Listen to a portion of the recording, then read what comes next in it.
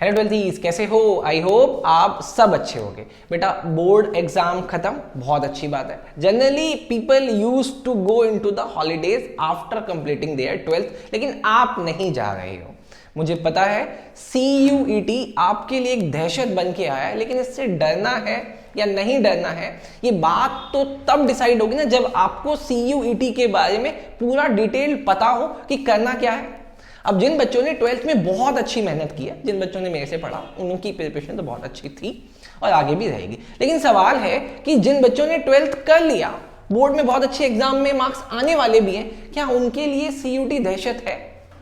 अब आपको तो ये बात तब पता चलेगी ना जब आपको इसके बारे में इंफॉर्मेशन होगी। इंफॉर्मेशन आपके पास है कहाँ? आप जिन बड़े YouTube के चैनल्स को फॉलो कर रहे हो, मैं भी फॉलो करता हूँ क्योंकि आपको पता है मैं पढ़ाता अच्छा हूँ, लेकिन मैं YouTube पे तो हूँ नहीं। अब आ गया हूँ, ठीक है, अब आ गया हूँ। लेकिन सर उसके पीछे की जो इन्फॉर्मेशन चाहिए कि CUET में क्या होने वाला है, कैसे होने वाला है, क्यों होगा, कब होगा, ये इन्फॉर्मेशन आपके पास नहीं है। और देगा कौन?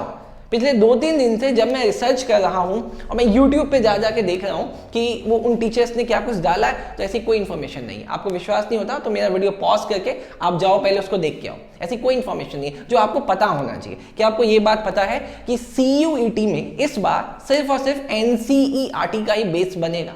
ये बात तो आपको पता ही नहीं थी। आप तो उन बड़े बड़े टीचर्स की किताबें पढ़ रहे थे, आपको ये बात नहीं पता। दूसरा, क्या आपको ये पता था कि BCom के लिए इस बार और BCom ऑनर्स के लिए इस बार दोनों में वो बच्चा भी अप्लाई कर सकता है जिसने मैथमेटिक्स पढ़ी ही नहीं है? सर ये भी तो बहुत बड़ा वेलकम मूव है, वेलकम मूव है, बहुत बढ़िया वेलकम मूव है। क्या आपको ये पता था कि 7,500 BCom में और 7,500 के आसपास ही BCom ऑनर्स में सीट है, जिसके लिए टोटल 44 और 55 कॉलेजेस अप्लाई कर रहे हैं आपके लिए? उल्टा मैं बोल रहा हूं, अप्लाई आप करते हो उनके लिए, लेकिन इस बार वो अप्लाई कर रहे हैं आपके लिए। CUET में 10 लाख से ज्यादा फॉर्म भर गए हैं। ठीक ऐसे ही सारी इंफॉर्मेशन के लिए आप इस वीडियो को डिटेल में देखें, बिल्कुल एंड तक देखें, मैं आपकी सारी कंफ्यूजन खत्म कर दूंगा। चलिए अब बात करते हैं इस CUET के सिलेबस के लिए। ऐसे स्पेसिफिकली किसी भी यूनिवर्सिटी ने कोई सिलेबस तो बताया नहीं है, लेकिन आप जब इसकी वेबसाइट्स पे या पिछले कुछ क्वेश्चन पेपर को देखोगे, पिछले लास्ट ईयर के अगर जाओगे, तो आपको बहुत क्लियरली ये दिखता है कि इनका बेस हमेशा हमेशा NCERT रहा है। तो जो भी बच्चे प्रिपरेशन अपनी 12th की NCERT से करिए, उनके लिए तो बिग थम है। लेकिन जिन्होंने नहीं किया था उनको NCERT पढ़ने की जरूरत है, क्योंकि आपका फुल फ्लेज कवरेज वहीं से होने वाला है। चाहे कोई सा भी सब्जेक्ट हो, कोई सा भी सिलेबस हो, आपको NCERT को ही रेफर करना है।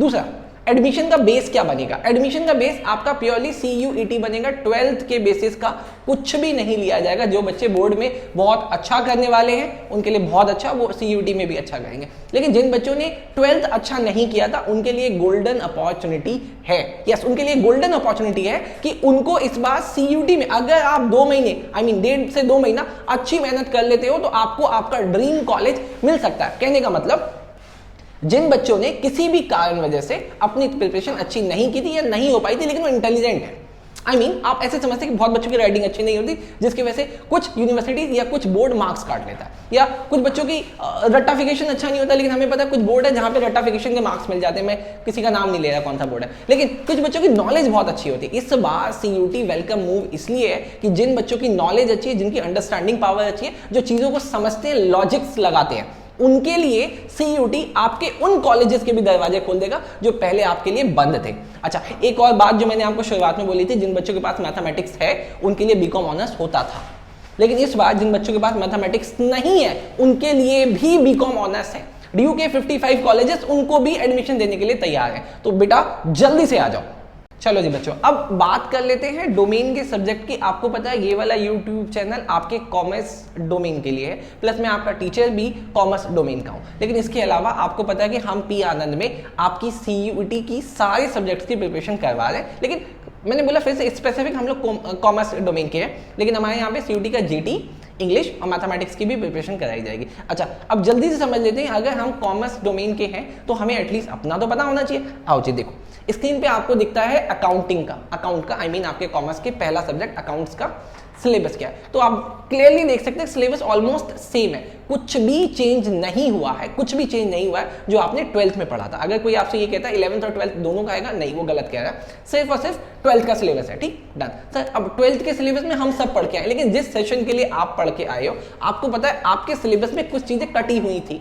जैसे कि एडजस्टमेंट ऑफ कैपिटल आपके सिलेबस का पार्ट नहीं था, ठीक। वैसे ही टर्म 1 में कुछ चीजें आपने ऑब्जेक्टिव टाइप में देके आए थे और टर्म 2 का सिलेबस अलग था, आई मीन 50-50% में बटा हुआ था, लेकिन अभी टर्म 1 और टर्म 2 दोनों कंबाइंड होकर आपको यहाँ पे पूछा जाएगा, ठीक। पहली बात, सिलेबस बिल्कुल सेम है, कुछ चेंज नहीं है और सारा का सारा प्रिपरेशन आपको एनसीईआरटी से करना है, क्योंकि आपको पता है आपका पेपर एमसीक्यू बेस्ड होगा, ठीक। चलो जी, अकाउंटिंग की तैयारी आपको हमारे यहाँ पीआरएन में कंप्लीट करा दी जाएगी कॉम्प्रिहेंसिव वे में। चलो जी, अब अगला देखते हैं। अब बात कर लेते हैं आपके तीसरे कॉमर्स डोमेन के सब्जेक्ट की, जिसका नाम है बिजनेस स्टडीज। सर क्या ये चेंज हुआ है? नहीं बेटा, ये भी बिल्कुल और बिल्कुल सेम है आपके 12th के बेसिस पे। मैं फिर से बोल रहा हूं बेटा, जिन बच्चों ने 12th में अच्छी मेहनत करी है उनके साथ कभी कुछ नहीं होने वाला, लेकिन यहाँ पे एक टॉपिक बस ऐड कर दिया गया है जिसका नाम है एंटरप्रेन्योर डेवलपमेंटशिप या एंटरप्रेन्योरशिप का डेवलपमेंट, बस इतना सा इनका ऐड हुआ है, बाकी सब कुछ सेम है। चलो जी, अब बात कर लेते हैं कि इकोनॉमिक्स के सिलेबस में कोई चेंज हुआ है या नहीं हुआ है। देखो जी, स्क्रीन पे आपको दिख रहा है इकोनॉमिक्स का सिलेबस जो आपका 11th का था वो 11th में ही रह गया है, ठीक। और जो आपका 12th का सिलेबस था वो 12th का सिलेबस आपके इस CUT का पार्ट बना है, लेकिन उसके अलावा उन्होंने 11th के 2 चैप्टर उठा लिए हैं, पहला इंट्रोडक्शन ऑफ माइक्रो इकोनॉमिक्स और अगला कंज्यूमर बिहेवियर डिमांड के साथ। यस, कंज्यूमर बिहेवियर डिमांड के साथ उन्होंने इकोनॉमिक्स में उठाया, वो भी बहुत आसान है, ठीक। चलो जी, हेलो बच्चों, देखो जैसा मैंने आपको बताया था कि इस बार बीकॉम में DU के टोटल 44 कॉलेजेस हैं जो आपको स्क्रीन पे दिखता है, उसमें टोटल 7,859 सीट्स हैं सिर्फ और सिर्फ बीकॉम के लिए। उसमें भी अलग अलग सेक्शन है, जैसे अनरिजर्व्ड सेक्शन हो गया, SC और ST हो गया, OBC हो गया और माइनॉरिटी, उसके बाद EWS का सेक्शन हो गया। EWS आपको पता है इकोनॉमिक वीकर सेक्शन के लिए होता है, उसके लिए उन्होंने अलग अलग सीटें डिसाइड की हुई है, लेकिन आपको उससे ज्यादा फोकस करना है एक बार माइनॉरिटी में कि माइनॉरिटी के कौन कौन से कॉलेजेस हैं, वो बच्चे अपने हिसाब से उसको देखें और वहाँ पे अपना एडमिशन ले। जैसे कि जीसस एंड मैरी कॉलेज है जो वुमेन का है,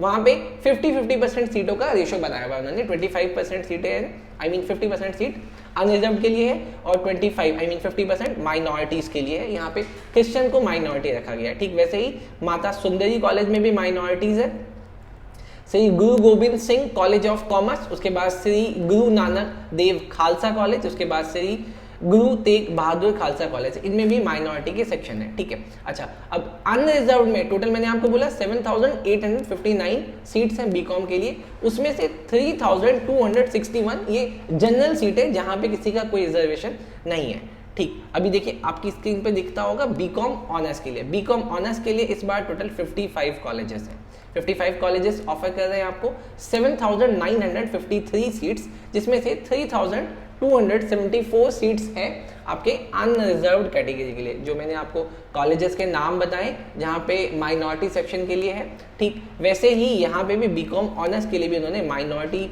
को थोड़ा सा प्रेफरेंस दिया हुआ है, जो कि 50-50% के आसपास है। चलिए जी, आगे देखते हैं। अब एक बहुत क्यूरियोसिटी आपके अंदर आ रही है कि सर आपने सब कुछ एक्सप्लेन कर दिया, आपने सारी बातें बता दी, वो छोटी छोटी बातें कि एग्जाम कब होगा, कैसे होगा, क्यों होगा, वो मैं डालता रहूंगा। लेकिन अभी मैं आपको बता दूं, एग्जाम बहुत सारे यूट्यूब चैनल या बहुत सारे लोग ये कमेंट करेंगे फर्स्ट वीक ऑफ जुलाई में होगा, लेकिन आप मेरी बात मानो बेटा, एग्जाम आपका लास्ट वीक ऑफ जुलाई में होगा, ठीक। हाँ, इससे बड़ी बात बोल रहा, हाँ मैं बड़ी बात बोल रहा हूँ, लेकिन आप इसको मानो। सर पूरा का पूरा एडमिशन आपके CUT के मार्क्स के बेसिस पे होगा, कट ऑफ के बेसिस पे। पहले आपको पता, देखो मैं किसी को कमेंट नहीं कर रहा कि CBSE में बच्चों के अच्छे मार्क्स आ जाते थे, 99% भी आ जाते थे, 100% भी आ जाते थे, लेकिन कुछ यूनिवर्सिटी सॉरी कुछ बोर्ड ऐसे हैं जहाँ पे बच्चों के इंटेलिजेंट वहाँ के बच्चे भी होते हैं, लेकिन वो इतने मार्क्स नहीं ला पाते थे, जिसकी वजह से उनको DU में एडमिशन नहीं मिल पाता था। लेकिन अभी देखो पिच सबके लिए सेम है, सभी बच्चे बराबर बैटिंग करने वाले हैं, सबके नॉलेज का चेक होने वाला है। इसीलिए आपकी तैयारी अगर अच्छी थी तो उसको और अच्छी करने की जरूरत है, क्योंकि अभी कंपटीशन सिर्फ और सिर्फ CBSE से नहीं, पूरी ऑल ओवर इंडिया के साथ है, ठीक। तो सवाल आता है सर हम तैयारी कैसे करें? बहुत बढ़िया, आप तैयारी खुद से करें, सेल्फ स्टडी करें, NCERT पढ़ें।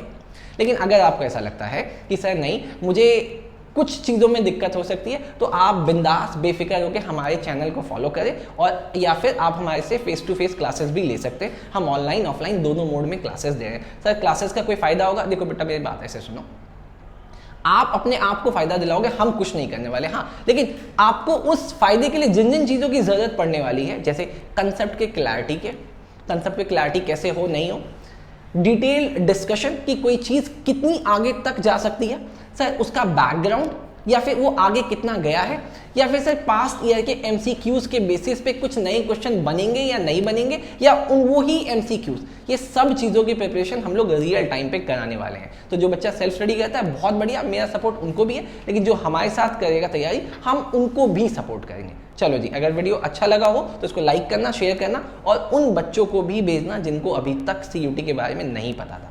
चलो जी, बाय।